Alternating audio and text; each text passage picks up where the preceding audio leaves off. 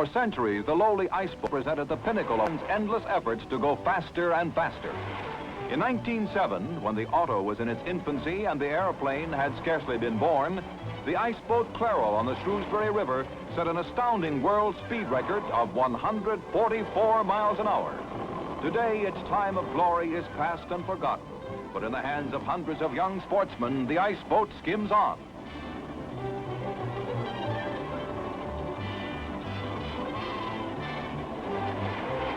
Hang on tight, boys, while we change the season. When you go boating, there's no telling what will turn up. The sail provided man's first means of travel beyond that of his own muscles, and until Fulton's invention of the steamboat, all the earth's shipping rode the wind.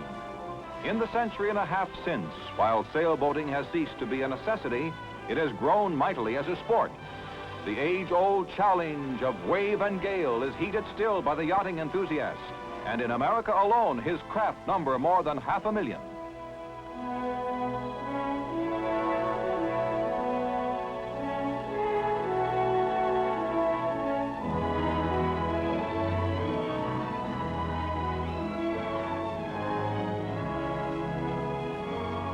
The sailboat sportsman will tell you, until you've sailed faster and faster beneath billowing canvas across its gleaming water, you haven't known the sea.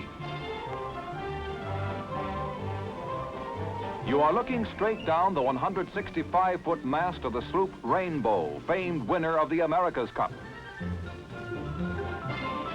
Skippered by her multimillionaire owner, Harold Vanderbilt, she was among the last participants in racing history's most expensive competition.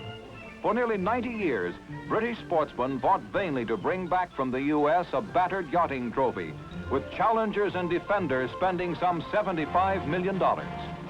Today, the race for the America's Cup belongs to the past, along with the proud way of life it represented and the age of sail itself.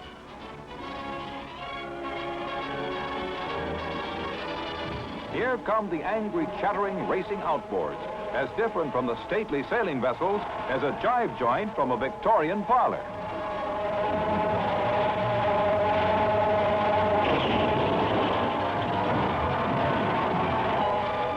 In this remarkable accident, the pilot is thrown clear and his boat runs wild, which is exactly the way it seemed to be running when it had a driver.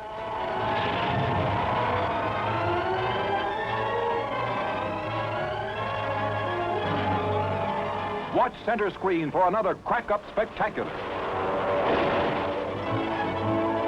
The outboard was invented near the century's turn, soon after the car.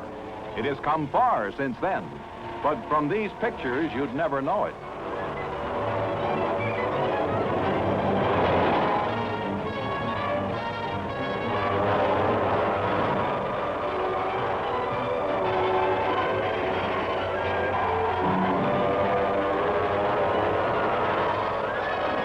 For those who find this race too harrowing, we'll turn to another. Here on the broad reaches of a river is one which seems peaceful enough. Through the years, in the quest of speed, racing boats have grown ever lighter and more shallow, while the power of their motors has progressively increased. Some of them are about ready to fly, and later on we'll see one that actually does.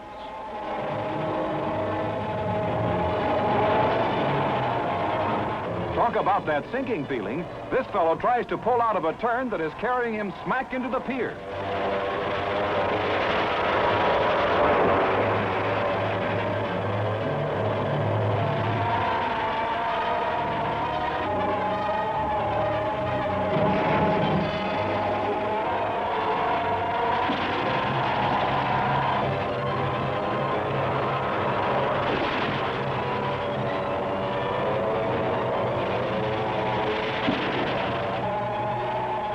If spills like these don't thrill you enough, the boats will come right up on shore to get you.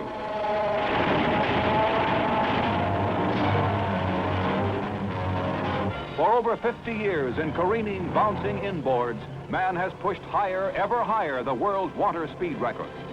In 1903, it was 20 miles an hour. By 1910, it had risen to 34.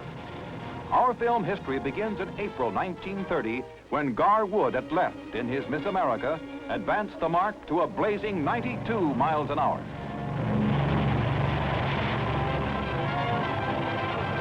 Two months later, Major Seagrave, England's automobile speed champion, went after the water record.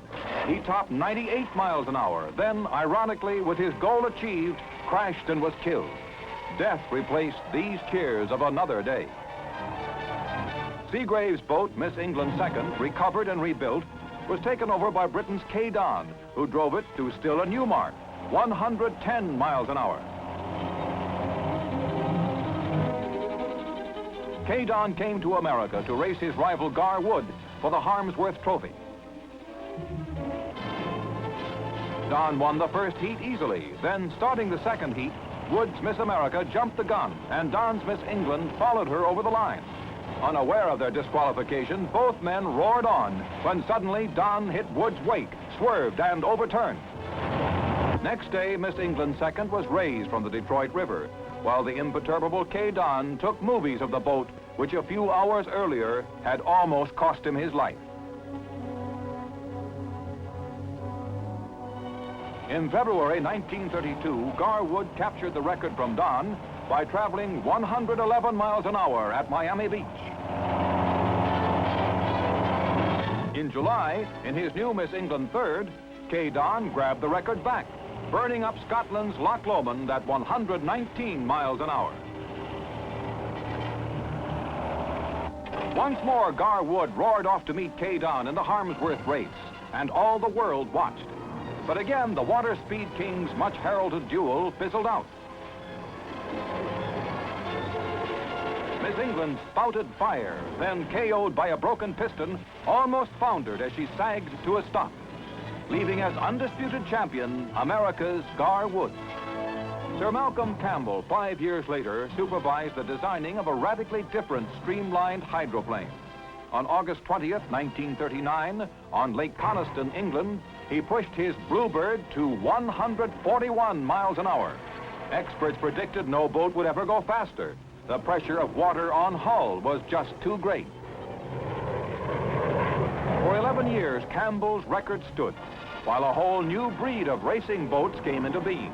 Now at America's famed Gold Cup races, spectators caught fleeting glimpses of flying hulls, followed by long streamers of spray.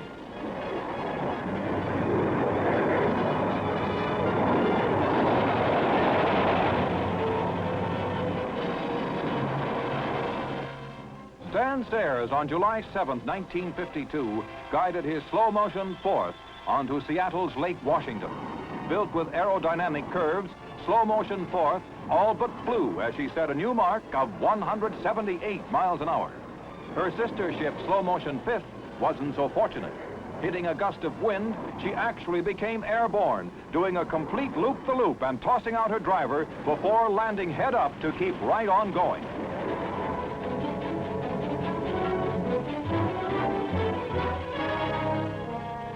Two months later, John Cobb boarded his boat as his wife at left looked on. Jet-propelled, Cobb's Crusader skimmed over Loch Ness. Though Cobb didn't know it, his craft was nearing the water barrier, the point at which the terrible impact of water upon hull sets up violent, shattering high-frequency vibration. The barrier was reached, and Cobb's boat disintegrated as if torn to bits by an explosion. John Cobb had died violently, but not in vain. When Donald Campbell, son of Malcolm Campbell, set out on Lake Ullswater, England, his Bluebird had a stress factor twice that of a supersonic jet fighter. Averaging 202 miles an hour, Campbell broke through the water barrier and lived. Next, the Briton brought his $75,000 turbojet hydroplane to Lake Mead in Nevada. Skimming over water that at this pace is almost as hard as sheet steel, he chalked up a water record of 216 miles an hour. And so a new name joins those of the speed immortals, Donald Campbell.